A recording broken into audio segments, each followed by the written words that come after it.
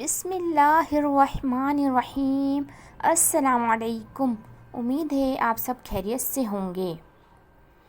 جو آدمی دوسرے لوگوں کے عیب کی تلاش میں رہتا ہے، اللہ تعالیٰ اس کے عیب ظاہر کر دیتا ہے۔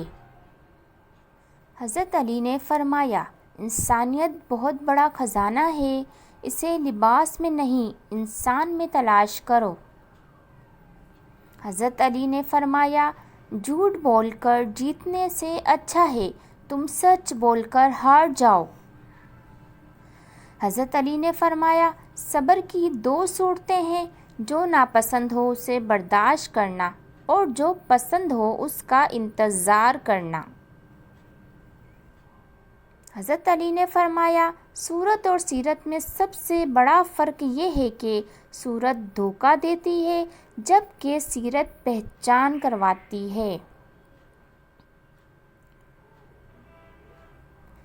حضرت علی نے فرمایا، اگر کوئی تم سے جلتا ہے تو بجائے غصہ ہونے کے ان کی جلن کی قدر کرو، کیونکہ یہی وہ لوگ ہیں جو تمہیں خود سے بہتر سمجھتے ہیں۔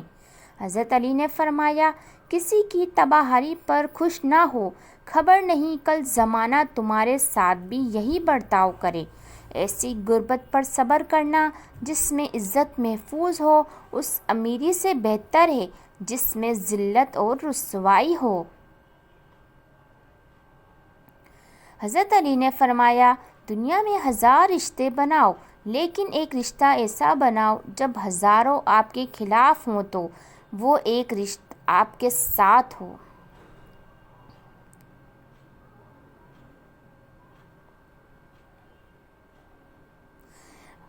کسی پر تب تک بھروسہ نہ کرو جب تک تم اسے اپنے لیے غصے میں نہ دیکھ لو۔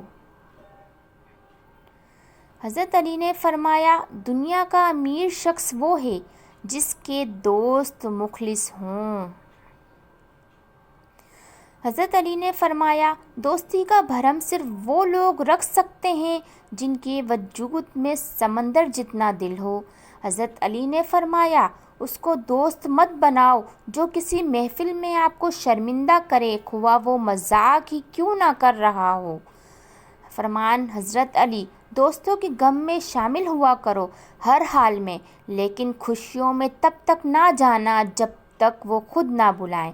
ہمیشہ ایسے شخص کو چنا کرو جو آپ کو عزت دے، کیونکہ عزت محبت سے کہیں زیادہ خاص ہوتی ہے۔